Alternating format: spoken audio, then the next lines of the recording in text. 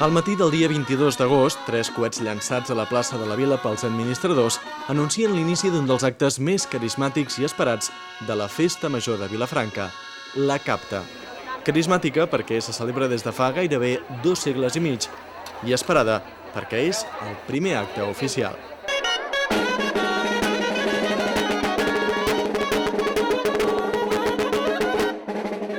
Com el seu nom indica, es tracta de recaptar diners per poder obtenir uns ingressos que, tot i no ser els principals, ajudaran en gran part a cobrir les despeses. Això és així ara i ho ha estat sempre, ja des dels inicis de la Festa Major. I és que la Capta és tan antiga com la festa.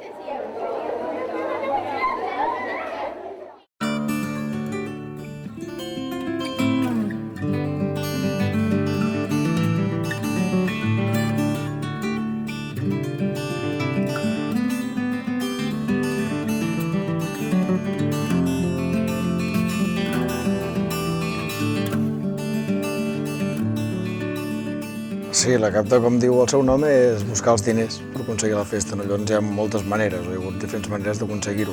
Una és tenir una vecina fixa a la cofreria que organitzava la festa a Santa Maria, per tant vol dir que durant tot l'any recaptaven diners. Després recaptar diners els dies de la novena, que són dies específics per la festa, i després és anar a buscar, sortir al carrer a buscar diners. Llavors hi havia com dos grans, un era fer un tomb per les afores de Vilafranca i l'altre era a la vila, la capta a la vila.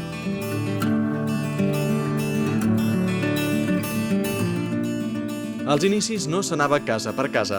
Llavors era costum anar a les eres, on els pagesos ventaven el gra per separar-lo del boll, a recollir aportacions voluntàries, ja siguin econòmiques o en espècies.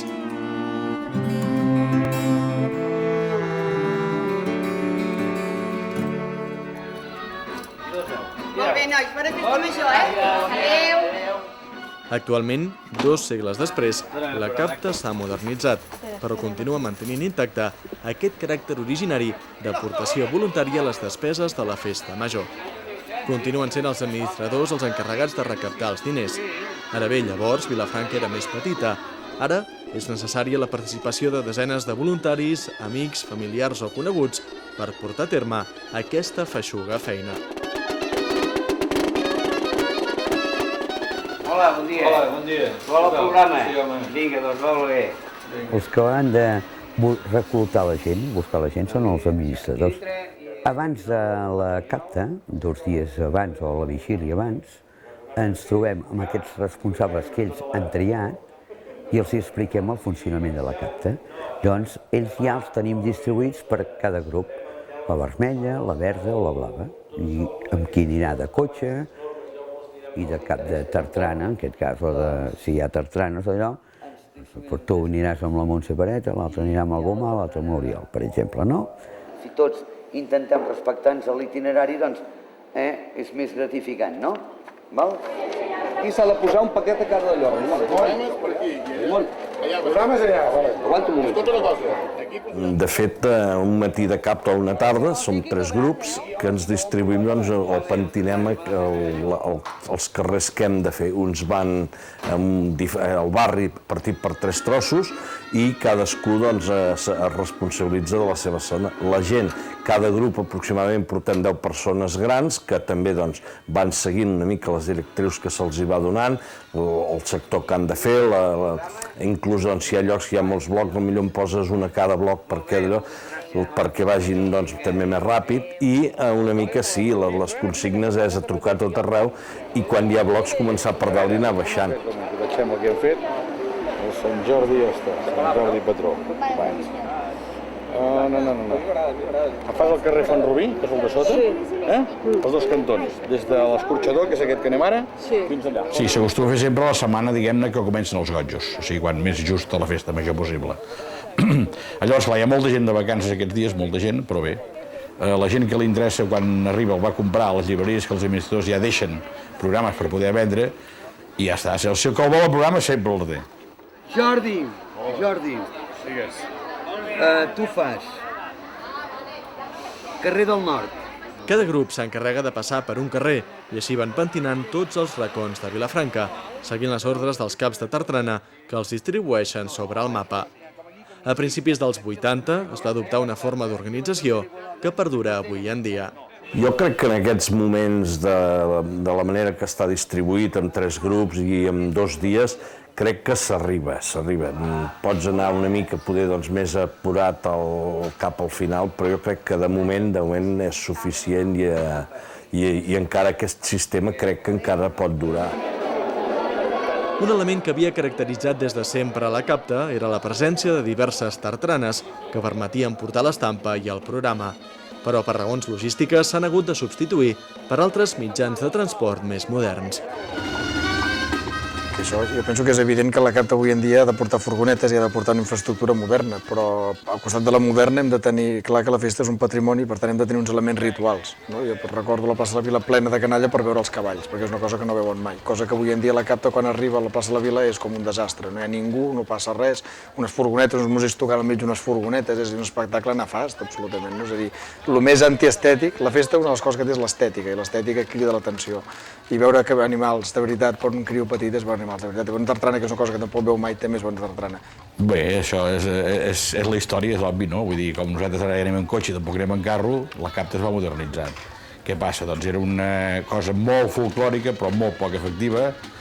Amb l'asfalt del carrer els matxos no anaven bé, havies de passar per carrers contraris, podien carregar pocs programes, era poc eficient per negociar coses, clar, llavors va anar substituint per cotxes, més ben dit per furgonetes, que és el que vam dir, que hi ha molt gènere, que avances molt més i, evidentment, és una cosa que havia de morir per inèrcia, no? Home, que són de la Capta de la festa major. Casa per casa, bloc per bloc, botiga per botiga, els diversos grups de captaires s'encarreguen de vendre el programa d'actes i també l'estampa que l'acompanya, una estampa creada cada any per un artista diferent i que té com a protagonista la imatge del sant. M'agrada molt. Molt bé, eh? El sant és una cosa que protegeix les cases, que s'ha de canviar cada any. És un antic ritual, igual que ficar creus per anar contra els dimonis, pintar les parets, que això a vegades s'ha vist a les masies i tots aquests elements. Doncs és un element més, tenir l'estampa penjada darrere la porta de casa, doncs era un element de protecció i cada any l'havies de renovar i això era un element que permetia, la Capta, el fet de voltar la Capta, permetia aquest element. No?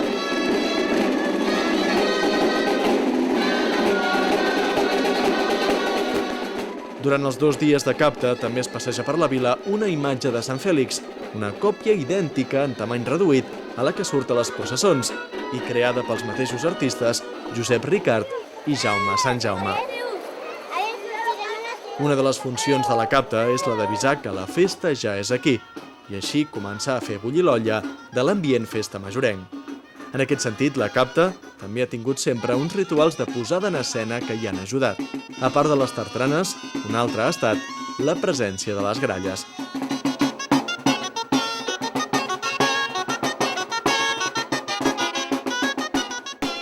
La música sí, sempre hi ha sigut. Tant quan anaven a les eres, perquè es feien castells fins i tot, i es tocava, i evidentment era això, no? És a dir, tornar a sentir aquelles músiques, aquells instruments que no senties feia un any. I això des del segle XVIII, i és dels llibres de l'administració, els primers contes són els músics de la Capta. Quan vas a tocar la Capta, una de les coses que sempre t'exigeixen és que toquis molt, perquè la gent sent les gralles i evidentment això, el cridet, vol dir que passa alguna cosa.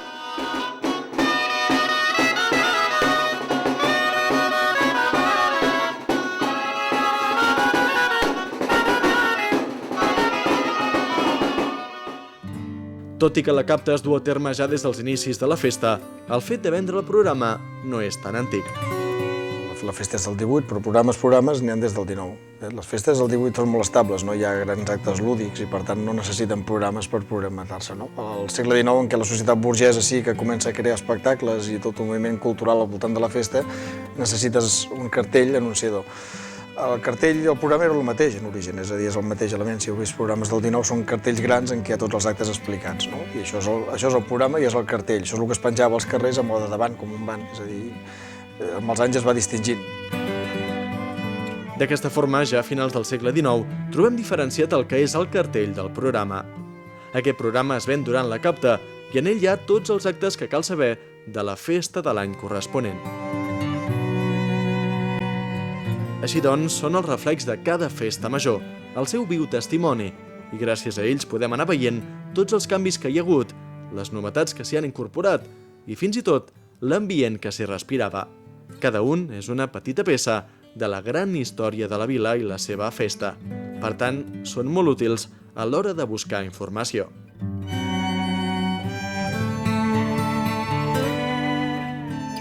El programa més antic que es conserva és del 1900. Des d'aquest any fins al 1935, tots són en català menys un, el del 1913 en castellà, fet que va crear molta polèmica. Del 35 al 39 no hi va haver festa major, i a partir del 39 tots els programes són en castellà fins al 1973. Llavors es torna a agafar la denominació de festa major, que fins aleshores s'havia castellanitzat, i es comença a introduir el català. Entre el 1973 i el 1977, els programes són bilingües i a partir del 1978 ja són publicats en català.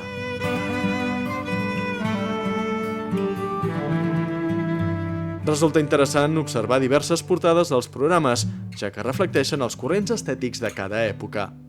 Per exemple, en el del 1917, la perfecció, la simetria, el sol resplendent i les columnes gregues ens recorden la màxima esplendor del neoclassicisme i el noucentisme. Les dels anys 30 són totalment laiques, ja que és l'època de la República.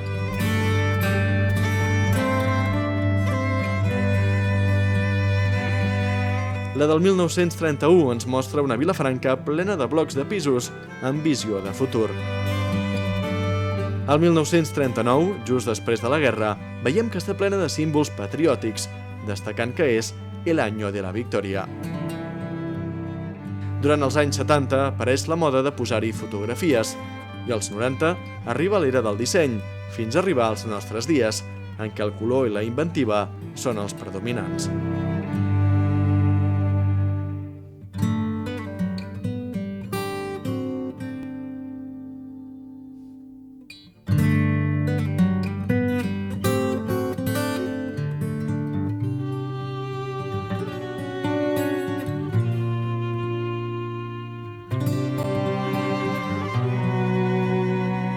Antigament, l'única manera d'assabentar-se dels actes de la festa era comprant el programa. Actualment, les noves tecnologies i els mitjans de comunicació ja supleixen aquest paper. Això fa que, avui dia, el fet de comprar el programa ja no sigui tant una forma d'informació, sinó un gest sentimental de voler col·laborar en el finançament de la festa. Bé, jo crec que això, els números, sobretot els saben els administradors, com ho diuen normalment, però jo penso que el que nosaltres tenim més consciència és el número de programes que es venen. Però la gent que comprem el programa som els que ja esperem anar a buscar el programa. La gent de fora, ni els hi parlis de Capta, i molts de Vilafranca, ni els hi parlis de Capta ni parlis d'altres coses que no els interessa. Ja el llegiran el 3 de 8, a la Fura, el que donen al Capravo o a l'Esclat. Jo penso que és una cosa més que tu estimes, com ja esperes el programa, a veure què hi ha, però que la gent no en compra més, això és claríssim. Actualment, per poder obtenir més recursos, els administradors no es limiten a la venda del programa i l'estampa, sinó que busquen fórmules imaginatives i complementàries, com ara el merchandising. Pero usted tiene que comprar para la fiesta mayor, hay que colaborar. Hay que colaborar. Comprar para su nieto, 3 o 4 si es necesario. Però, bueno, de fet s'ha de buscar sempre nous al·licients. Pensa que ara, aquests últims anys, em sembla que no, però hi ha hagut anys que hem dut també samarretes a la Capta i de molts colors, el que també era una complexitat terrible a l'hora de vendre, perquè quan no tenies una talla no tenies un color. En fi, sempre són maneres d'aprofitar al màxim el que tens. Passa que, quantes més coses portes, més lenta també va la Capta. La voluntat. Exacte, trendi la voluntat. El programa es ven actualment a un preu que ronda els 30 euros. En total se'n venen uns 2.000, xifra molt similar any rere any. Uns ingressos que són només una petita part de l'alt pressupost que comporta organitzar una festa tan important com la Festa Major de Vilafranca.